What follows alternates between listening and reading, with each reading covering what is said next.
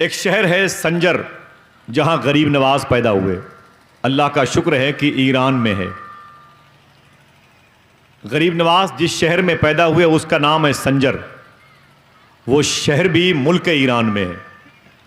तारिकुल सल्तनत सरकार मखदूम अशरफ जहांगीर समनानी के चौचा शरीफ ये जिस शहर में पैदा हुए उस शहर का नाम है सिमनान। वो शहर भी मुल्क ईरान में है। सरकार मकनपुर शरीफ के पीर सरकार बायजीद बुस्तामी बुस्ताम में लेटे हुए हैं। ये शहर बुस्ताम जिस मुल्क में है उस मुल्क का नाम है ईरान। आपके इंतकाल के तकरीबन 38 साल के बाद एक अजीम बुजुर्ग पैदा हुए थे जिनकी बारगाह में बू अली सेना को सर टेकना पड़ा, जिनका नाम है शेख अबुल असर खिरकानी।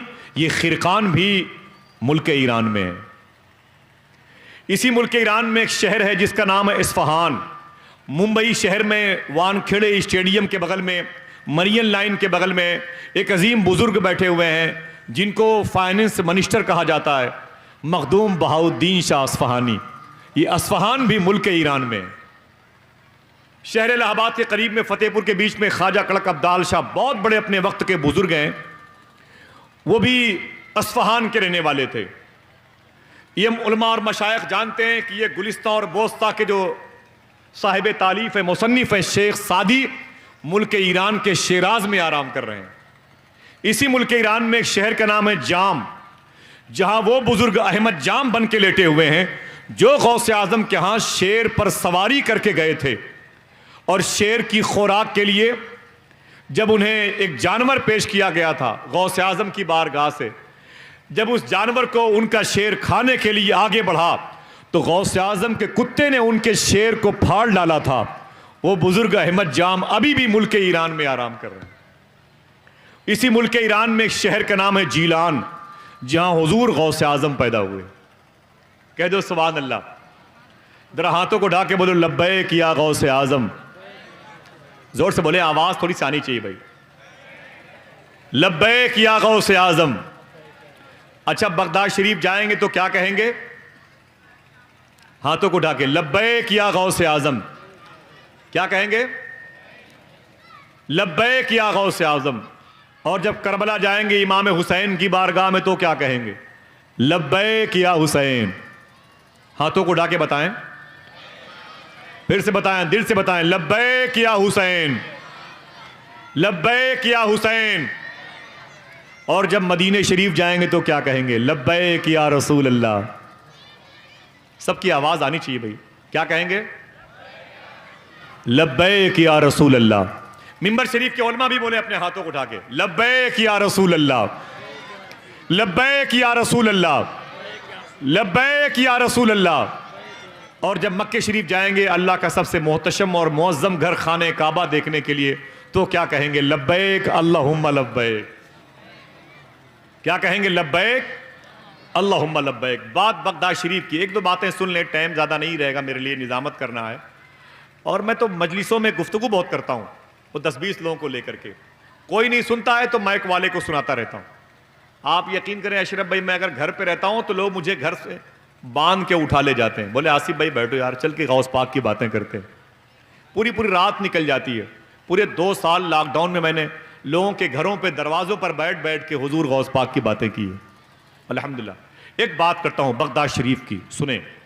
बगदाद शरीफ में एक बड़े बादशाह गुजरे हैं, उनके एक कैबिनेट मंत्री थे, वजीर थे, जिन्होंने अल्लाह के नबी सल्लल्लाहु अलैहि वसल्लम की मजलिस अपने घर में सजाई, हुजूर की मजलिस अपने घर में सजाई। जब हुजूर की मजलिस सज गई तो सुनने के लिए दूर दूर से बड़े बड़े लोग उनके महल में आने लगे, दूर दूर से लोग उनके महल में आने लगे। एक लड़की थी, वो कहती है मेरी माँ को पता चला कि इस महल में हुजूर के नाम की मजलिस सजी है तो मेरी माँ भी मुझे लेकर के झोपड़ी से निकली, उस महल के दरवाजे पर पहुंची। जब दरवाजे पर पहुंची तो वॉचमैन ने, दरबान ने, मेरी माँ बहनें सुने आप लोग, और जो बच्चियां, छोटी छोटी बच्चियां शोर कर रही हैं उन्हें खामोश कर दें। सुने मेरे भाइयों, सुने, जरा मोहब्बत से कह दें लब्बैक या गौसे आजम।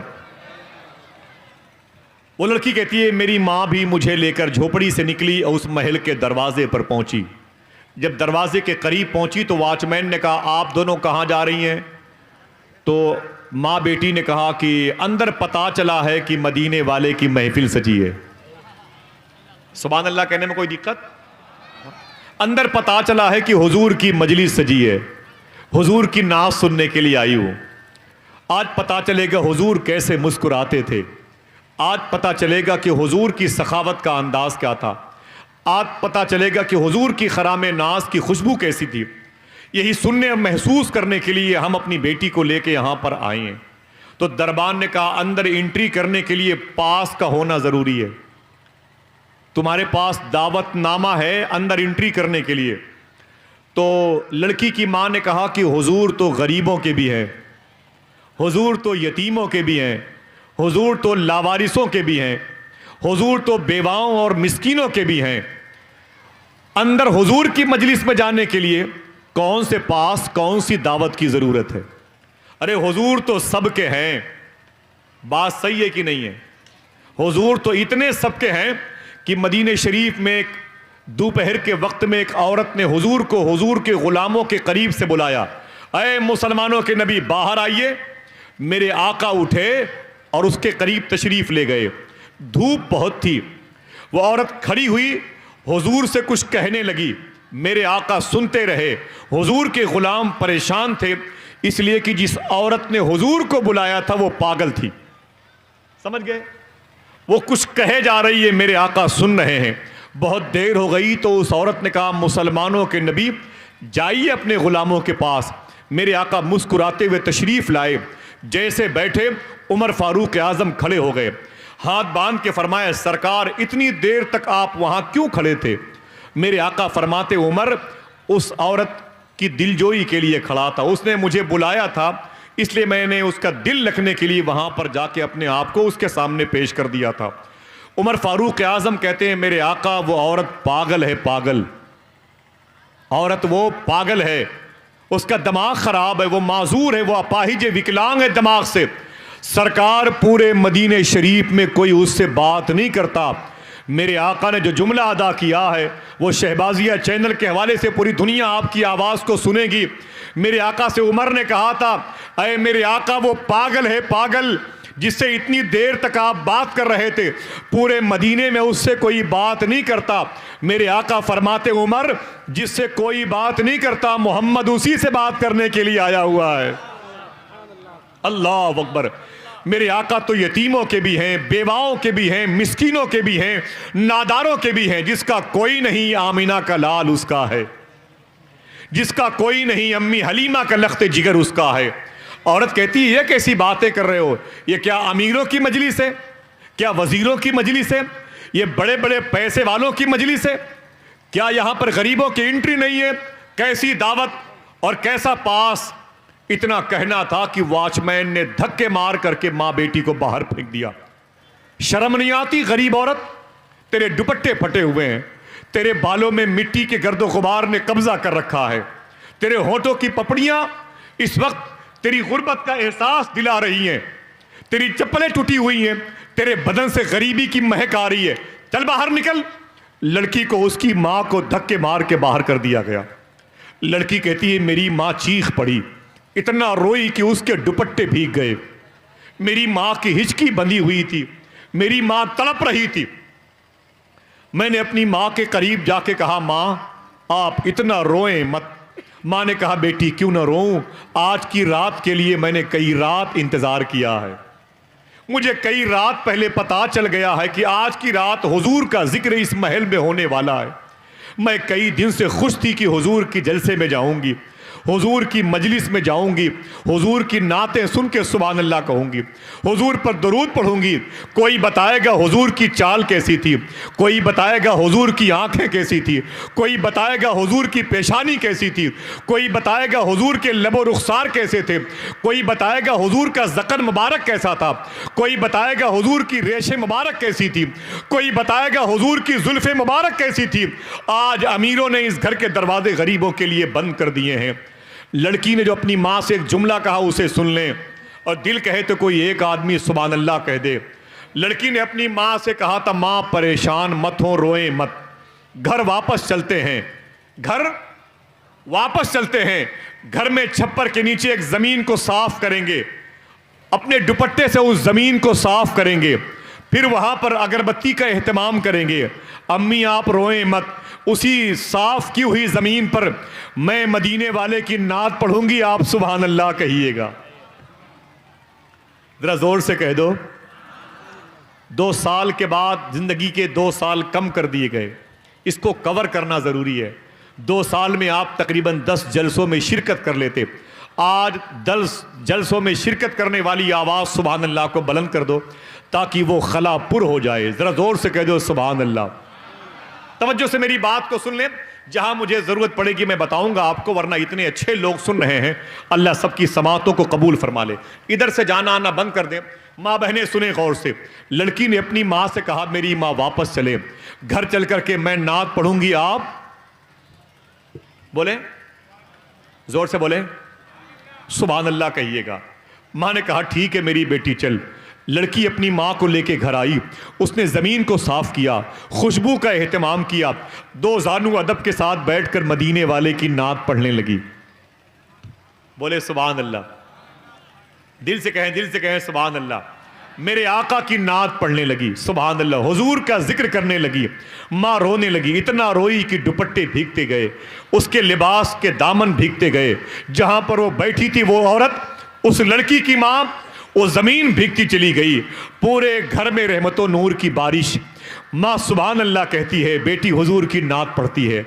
जब वो मजलिस ख़त्म हुई, अब सुने आप, मुल्क शाम के बुजुर्ग हैं जिन्होंने अपनी तकरीर में ये वाक़या बयान किया, खुदा की कसम वो बयान फरमाते हैं, जब वो मजलिस ख़त्म हुई तो माँ ने पीछे पलट करके देखा तो चीख पड़ी, क्या कि बगदाद के बादशाह, वलियों के बादशाह, हुजूर के लाडले शेख अब्दुल कादिर जिलानी मेरे घर की दहलीज को चूम रहे थे।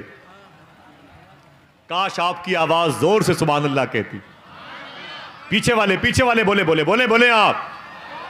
कोई किस्सा कहानी नहीं है, ये हमारे असलाफ की दास्तान है जो हमारे दिल के अंदर हुजूर की मजलिस के आदाब पैदा करती है, हमें खेल कूद से बचाती है। हम तुम्हें क्या लतीफे सुनाएं, हम तुम्हें क्या जोक से और तुम्हें क्या हंसी की बात करें। दुनिया में 400 लोगों की नकलें उतारने वाला उमर शरीफ आज पाकिस्तान के कराची में अब्दुल्ला गाजी की मज़ार के करीब ज़ोहर और असर के दरमियान दफन कर दिया गया। दुनिया में सबसे ज़्यादा हंसने और हंसाने वाला आदमी 4 दिन पहले जर्मनी में मरा पाकिस्तान का, और आज वो दफन कर दिया गया, जिसे बादशाह लताफत कहा जाता था। ये बताएं कब्र में क्या हंसी के ये फवारे काम आएंगे कि मदीने वाले की मोहब्बत काम आएगी। बोले अपने बच्चों को हुजूर की मोहब्बत से आशना करें, गौस आजम की मोहब्बत से आशना करें। वो लड़की कहती है, मेरी माँ कहती है, जब मैंने पीछे पलट के देखा तो शेख अब्दुल कादिर जिलानी मेरे घर की दहलीज को चूम रहे थे, मेरे घर की दहलीज को चूम रहे थे। वह औरत कहती है, मैं तड़प गई और मैंने तड़प करके कहा कि ऐ शेख अब्दुल कादिर जिलानी, ऐ शहनशाह बगदादो विलायत, ऐ नकीबुल अशराफ, शेख अबू हफ्स अल हसनी अल मूसली ने फरमाया है कि मैंने गौस आजम की दहलीज पर बड़े बड़े बादशाह ने ज़माना की पगड़ियाँ आपस में लड़ते हुए देखी हैं। पहले मैं जाऊंगा या शेख अब्दुल कादिर जिलानी, फरिश्तों के कुतुब आप हैं, मलाइका के कुतुब आप हैं, ज़मीन के कुतुब आप हैं, आसमान के कुतुब आप हैं, लोहो कलम के कुतुब आप हैं, आप मेरे घर की दहलीज को चूम रहे हैं। शेख अब्दुल कादिर जिलानी ने फरमाया था, ना ना ना मेरी बहन ना, मैं तेरे घर की दहलीज को नहीं चूम रहा हूँ, मैं तो उस ज़मीन को चूम रहा हूँ जहाँ बहुत देर से मदीने वाले आका तशरीफ़ लाए हुए थे। अल्लाह अकबर, अल्लाह अकबर। ज़रा फिर से अपने हाथों को उठा के बोल दे, लब्बैक या रसूल अल्लाह। जोर से बोले लब्बैक या रसूल अल्लाह। तो जब हुजूर की मजलिस सजती है तो फिर हुजूर होते ज़रूर है, हुजूर का करम ज़रूर होता है। मेरे भाई ने कहा, आसिफ भाई नात तो पढ़ना है। मेरे दोस्तों को और शायर अहले सुन्नत जनाब मोहतरम सैयद अमान मियाँ कलकत्ते को, और ख़तीब भी ऐसा बुलाया है जो बहुत ही आशिक है हुजूर गौस पाक का, और इतना मकबूल है कि चुपके से बता दूं, जिसने हुजूर सल्लल्लाहु अलैहि वसल्लम का 2-2 मरतबे दीदार फरमाया। अल्हम्दुलिल्लाह रब्बिल आलमीन। बड़ा मकबूल ख़तीब है, गौस पाक की बारगाह का बड़ा मकबूल ख़तीब है, बड़ा परहेज़गार और बहुत ही बाकी दुनिया की तैयारी करने वाला जज्बा उसको अल्लाह ने दिया है। हुजूर के दरबार को बार बार देखता है, गौसे आज़म के दरबार को देख के आया है। ऐसा ख़तीब आपको मिला, आपको मुबारक हो। तो मैं चाहता हूँ, मेरे भाई ने कहा कि खुसरू साहब एक नाज शरीफ के चंद अशार पढ़ेंगे। अब मेरे दोस्तों की ख्वाहिश है, अपना प्रोग्राम वो जिस तरीके से चाहें चलाएं, अगर उनका हुक्म है, उनकी ख्वाहिश है, तो मैं सना खान रसूल जनाब मोहतरम खुसरू साहब से गुजारिश करूँगा वो तशरीफ़ लाएँ और नात की या मनक़बत की जो फ़ज़ा है उसमें अपनी शिरकत को यकीनी बनाएँ। और सामईन से गुजारिश करता हूँ कि वो अपनी मोहब्बत का इजहार करें। ज़रा फिर से अपने हाथों को उठा के बोले लब्बैक या रसूल अल्लाह, लब्बैक या रसूल अल्लाह। दूसरी गुजारिश, जो लोग गली में खड़े हुए हैं मदरसे के, वो सब लोग, जैसे ये मेरे भाई बैठे हुए हैं, यहाँ से वहाँ तक लोग बैठे हुए हैं, मेरी माँ बहनें बैठी हुई हैं अपने पर्दे में रहने वालियों के साथ, वैसे आप लोग इधर आ जाएं, मर्द इधर आ जाएं और ख़वातीन के उधर बैठने का जो इंतज़ाम है वो इससे इस्तेफ़ादा करें। अदब से बैठें, हुजूर की बातें समाप्त करें।